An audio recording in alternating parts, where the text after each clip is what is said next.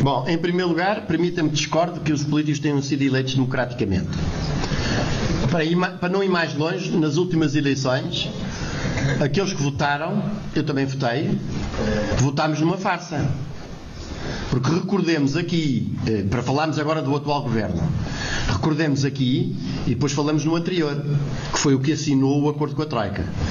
Nestas eleições, estas eleições foram convocadas quando os partidos representados no Parlamento não se entenderam quanto à forma de atacar e de resolver o problema do déficit e da dívida.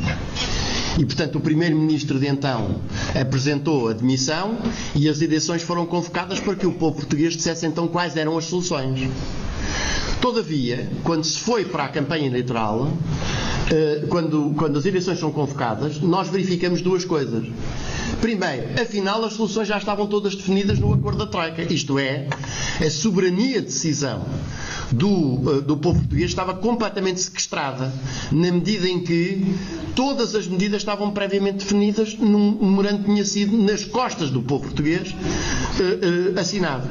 Segundo, toda a campanha eleitoral foi conduzida para permitir que apenas tivessem direito à palavra os partidos que dessem garantias de aplicar o memorando da Troika. E isto quer dizer PS, PSD e CDS. Se isto são eleições democráticas, eu vou ali e já venho. Pronto. E, portanto, eu que fui das pessoas, não é o António Garcia Pereira, que é um cidadão como os outros 10 milhões, nem mais, nem menos. Não é em termos individuais, mas é em termos, digamos, de corrente política, foi uma das pessoas que nos batemos, que nem leões, para que se discutisse exatamente o que é que se estava a preparar. E, todavia, essa discussão foi completamente abafada. Verdade seja dita, com a colaboração ativa de uma comunicação social que está completamente vendida aos grandes interesses da nossa sociedade. E que acha que, embora concorram 11 partidos, só 5 é que têm direito à palavra. Segundo ponto, nas eleições anteriores, as eleições foram ganhas pelo engenheiro José Sócrates. O senhor ainda se lembra como é que o engenheiro José Sócrates ganhou essas eleições? Foi a dizer: jamais aumentarei os impostos, jamais cortarei nos salários, jamais tomarei qualquer medida que prejudique os reformados e as pessoas mais desprotegidas desta sociedade. Agarra-se com os votos, faz exatamente o contrário, como aliás este governo está a fazer. Ora bem, isto se nós tivéssemos numa democracia a sério, um governo ou uma força política que alcança o poder com base em promessas, que começa a rasgar na própria noite das eleições e começa a fazer o oposto, devia ser imediatamente demitido. Porque isso é que é o estar em causa o regular funcionamento das instituições democráticas. Mas, evidentemente, com o Presidente da República, que é conivente com a situação, aliás, tem de tomar cuidado, porque a maior parte dos amigos dele ou está na prisão ou está na iminência de ser. Portanto, é preciso percebermos qual é a posição do Presidente da República. Portanto, primeira coisa que eu lhe queria dizer é que eu ponho em causa que sejam eleições democráticas. Segundo ponto, a verdade é que o povo português não é responsável porque, por exemplo, a propósito da integração europeia, os governos sucessivos tenham recusado a fazer referendos sob o pretexto que o povo português não é um povo suficientemente informado para se poder pronunciar num referendo, por exemplo, sobre o Tratado de Maastricht. Por exemplo, ou sobre o chamado Tratado de Lisboa, ou sobre a Constituição Europeia.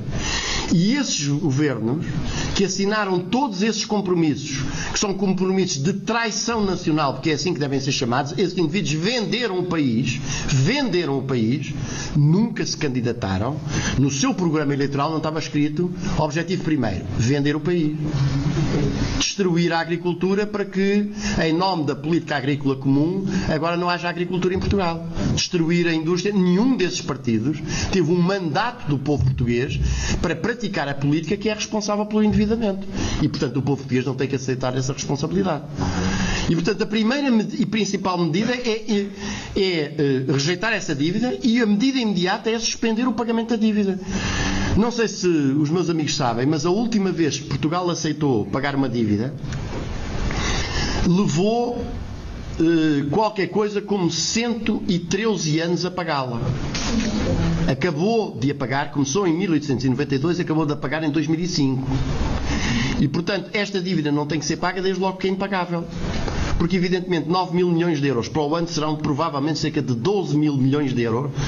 Pode-se esmifrar as pessoas até ao fim, pode-se ir roubar os salários até ao limite, mesmo assim não vai dar. Podem vender as EDPs, mas depois não há mais EDP para vender, ao preço da uva mejona, a cerca de um quarto do seu real valor. Depois vendem a ANA, mas depois já não há mais ANAs, depois a TAP, mas depois já não há mais TAPs. Quando tiverem vendido tudo, já não há mais onde ir buscar. E, portanto, o povo português não tem que aceitar aquilo que lhes foi imposto contra a sua vontade e contra os seus interesses.